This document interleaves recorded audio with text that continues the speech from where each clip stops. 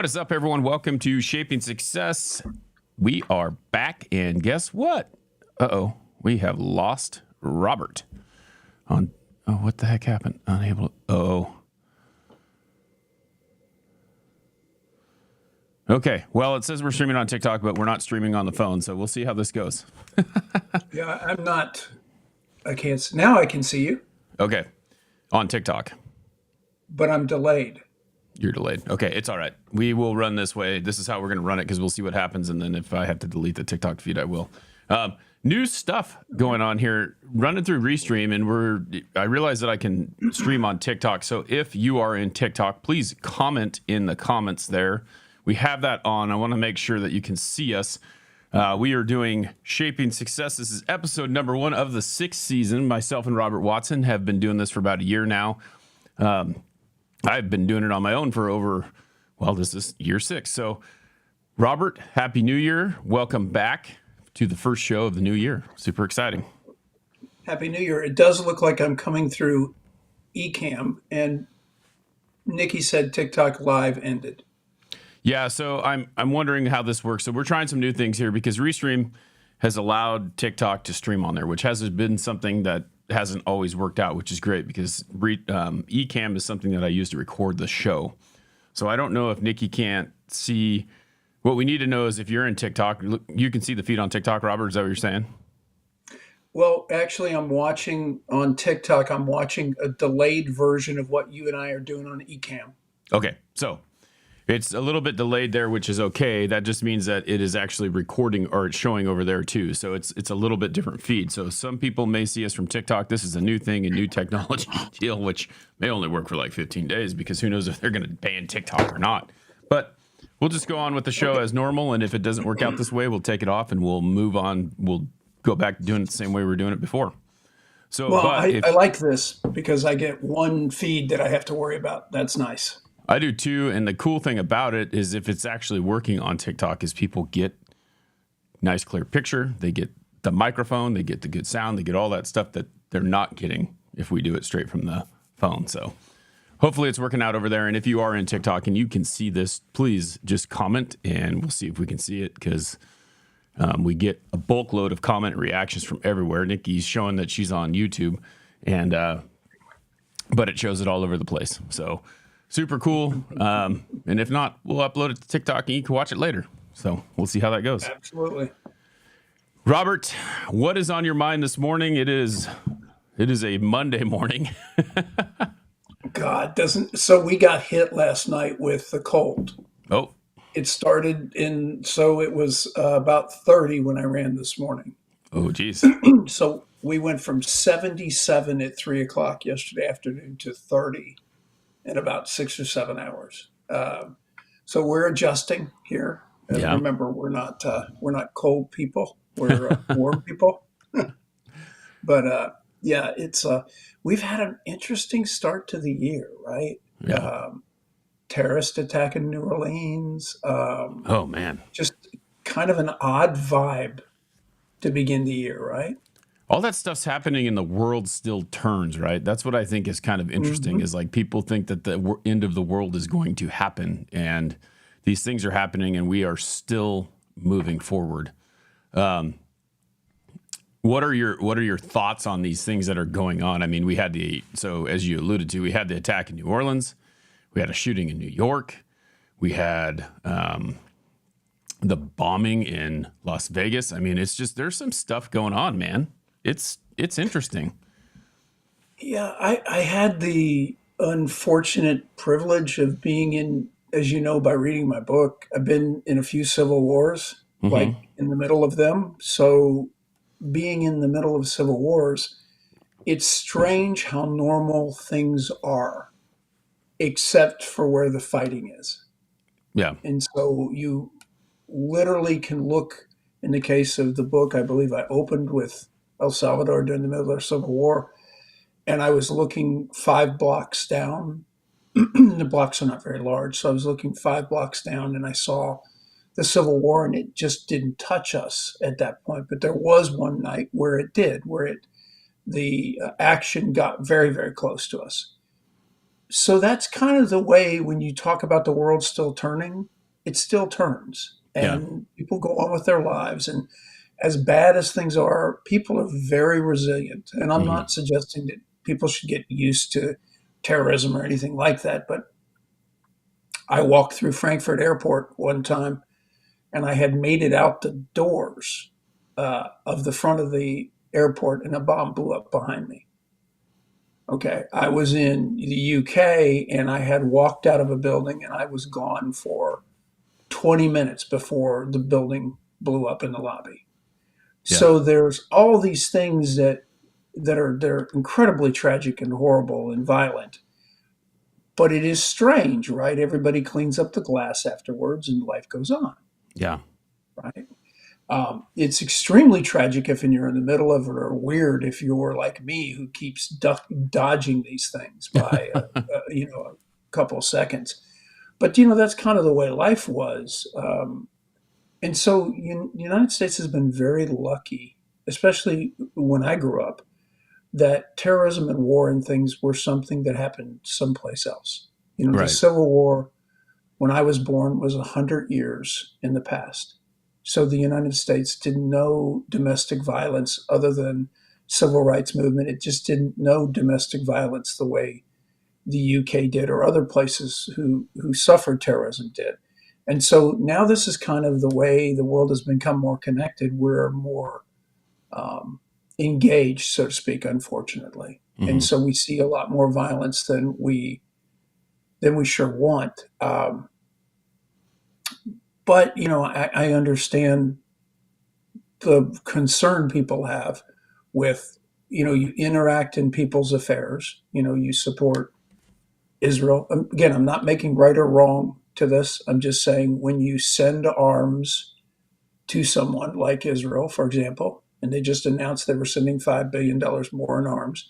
Well, the people on the other side are going to get angry at you Yeah. and they're going to take it out on you some way or shape or form. Same thing in Ukraine, same thing in wherever you put yourself into other people's affairs, they're going to get angry. Yeah. And that's a fact of life. And again, I'm not making a moral judgment or a normative judgment whatsoever. I'm just simply saying this is a fact of life. It's just like think of the playground, right? Hmm. Two kids would fight on the playground. You knew the rules. If you interceded into that fight, you became part of the fight, Right. right? So if you interceded, then remember you interceded on one side or the other, and then guess what happened? The other side's supporters would show up, right? And so a fight between two people could become a fight between the whole playground, Right. right? And that's Yeah. just a fact of life. Yeah, and it's crazy because there's so many things that just it's like, are we seeing this because that's what they want us to see? Is this stuff happening no matter what? I mean, obviously this is making national news. What about all the little things that aren't happening? And it's crazy because there's so many things going on right now. Um, you look at it just like you were talking about. I've read 2 or 3 articles. Justin Trudeau of Canada is getting ready to step down supposedly because he has a really big disapproval rating. And then you have this lady in Honduras who's telling us that if we start to ship their people back to them, if we deport their people, they're going to do something too. It's like there's all these people who want to retaliate against us for doing things that we should be doing anyway. That border should not be open. And one could argue that a lot of the stuff that is going on is because there's people who shouldn't be here. You know, it's Well, amazing all these things that are happening. yeah, there's always an issue. We are a country of immigrants. Hmm. My family, what is it, 4 generations ago, immigrated here. We're all a country of immigrants, Right. minus the indigenous. Um, so, that's something we've always come to terms with. We've always tried to assimilate as best we could, right? Yep. And some of those assimilations didn't go very well, and we have to get used to that fact. What we tried to do, and probably not very successfully as a country, because remember, I grew up in the '60s. So in Hmm. the '60s, um, blacks in America were fighting for their rights, fighting for equality, which most of this generation now that's been born in the last 20, 25 years doesn't even understand what that means. Right. They don't understand what their parents suffered through to get their rights. And so it's, and again, if you go back 80 years, it was Irish. If you go back 90 or 100 years, it was Italians. I mean, come on. We've been through this before. This is Right. not new.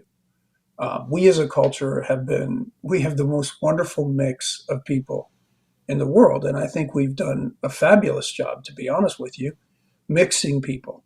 Yeah. But like you say, when people come here that are not supposed to be here and who have ill intent, that's where you have a problem. And when you Yeah. And have open borders, And that's the thing. The problem is that it's not that we don't want people here. I think that's the misconception in the conversation that's going on with a lot of people is like, oh, you don't want them. They don't want this, blah, blah, blah, blah, blah. And it's like, no, it's not that we don't want them here. It's we want them to come here. We want to vet the people who are coming through the border.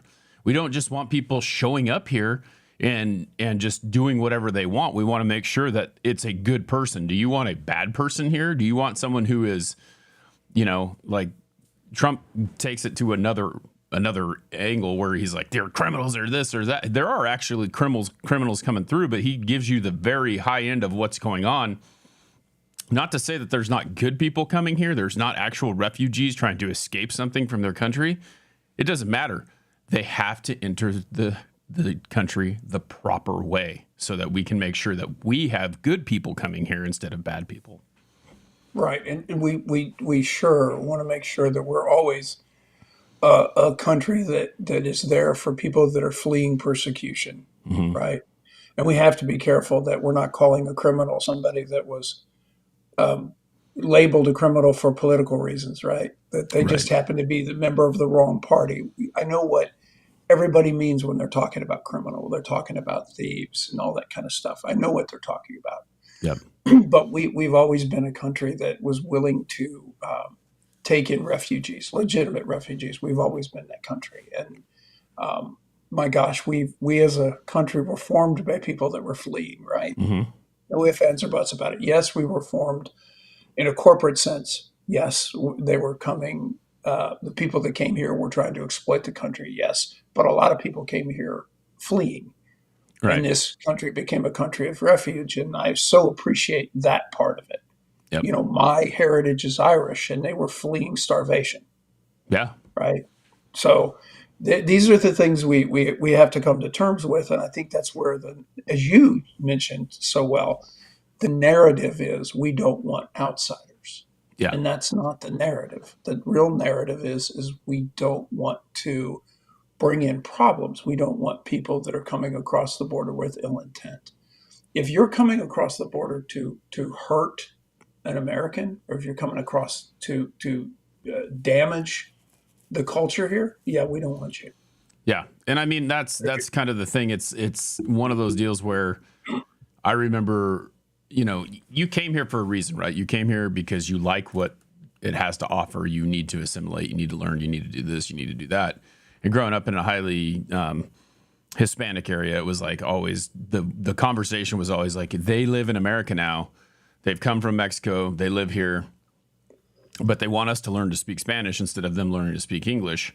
And you have those two different people. It's kind of like this is the national. Like if you've come here to do what you want to do, then you need to learn to assimilate to this country because what we're trying to do is we have one of the greatest places in the world to live, is what they say, right? Like if we're the greatest country in the world, then you're here for a reason, right? So it's Yeah. not to destroy this or change this or do that. We hear this all the time where, in Idaho, I'm from Idaho. I live in Idaho, and there's a lot of California people coming here, and they're like, "Don't California-cate Idaho." It's like you came here to get away from that, to flee what you were at. So you need to learn to mingle with the culture and not try to change it to what you fleed. Yeah, there's an incredible amount of truth to that.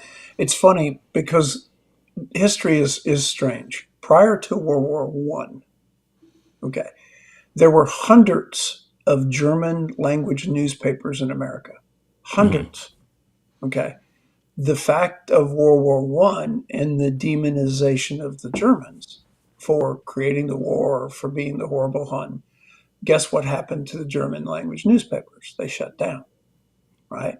By the time World War II happened, anybody of German ancestry was suspect, right? So everybody was trying to take that out, even though there were an incredible amount of Germans in the United States. Yeah. They came here to be Americans. They didn't come here to pledge their allegiance back to their country. Right. So a lot has changed over time. We are a culture that continues to assimilate.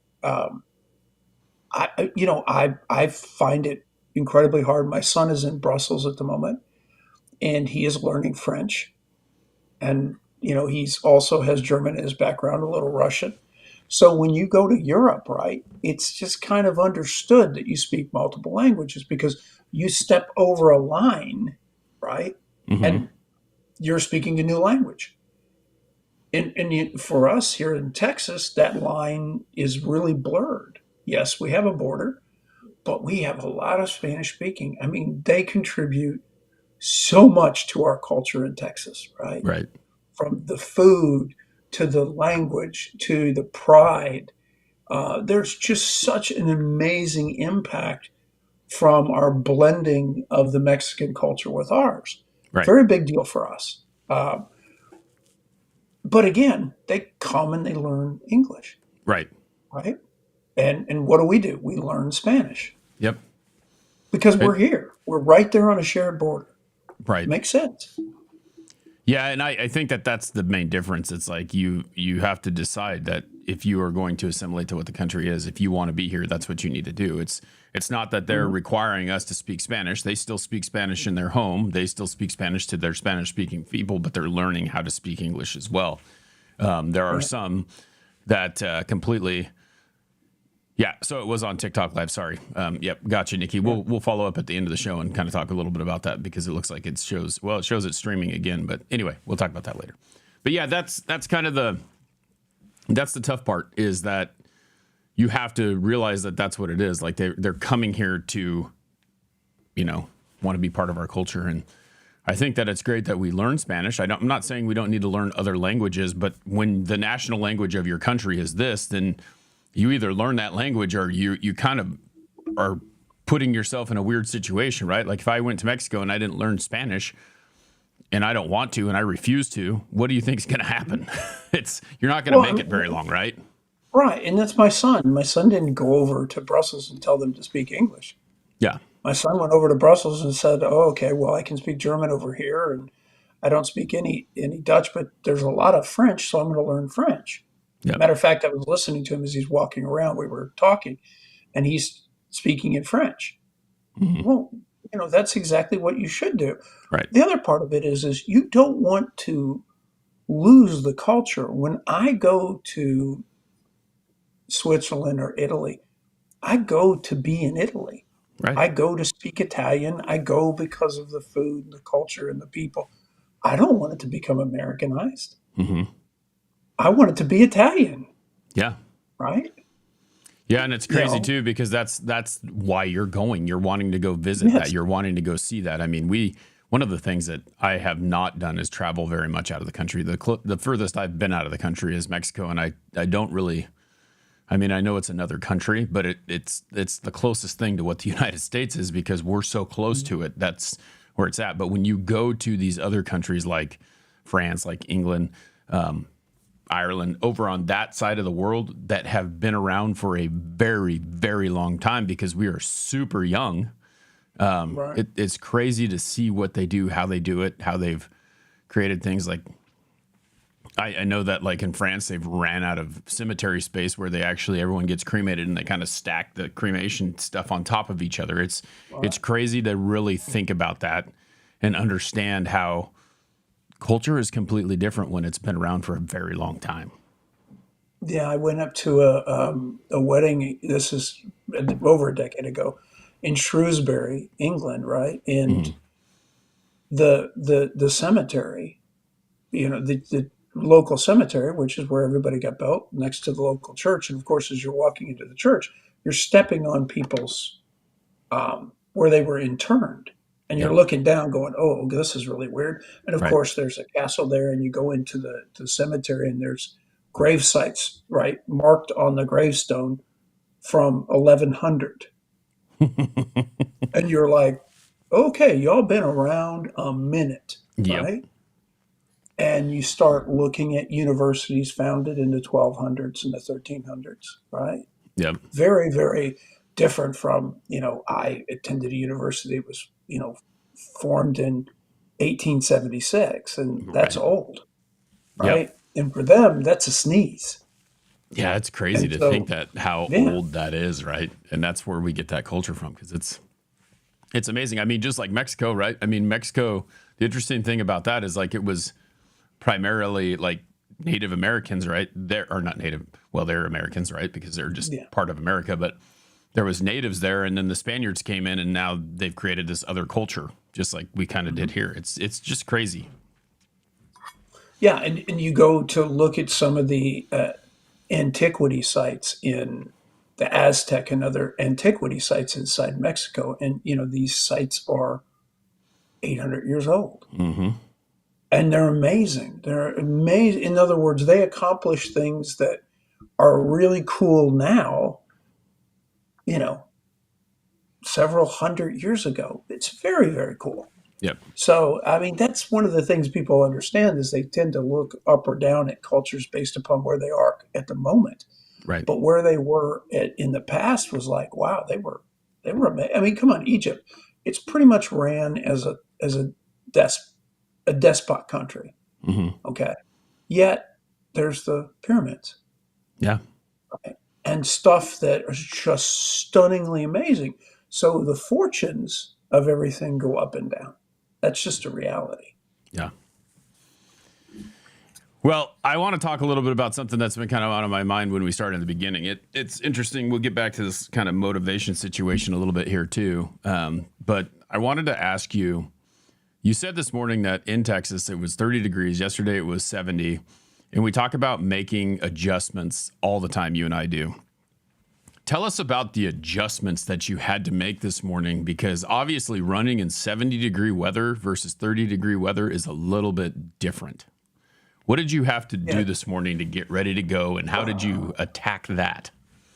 Well, the preparation is completely different, right? Because your preparation for a 70-degree morning or 60-degree morning is pretty much just show up. Put Uh-huh. your tennis shoes on, walk outside, go run. Okay. But when you go down into the 30s, all of a sudden now it requires long sleeve undershirts, some kind of thermal garment, requires an overgarment, requires a handkerchief around your neck, requires a hat, different shoes, different pants, and a different mentality, Yep. right? Your mentality is, I'm going to run really fast, really quick because I want to get warm, right? So your times increase.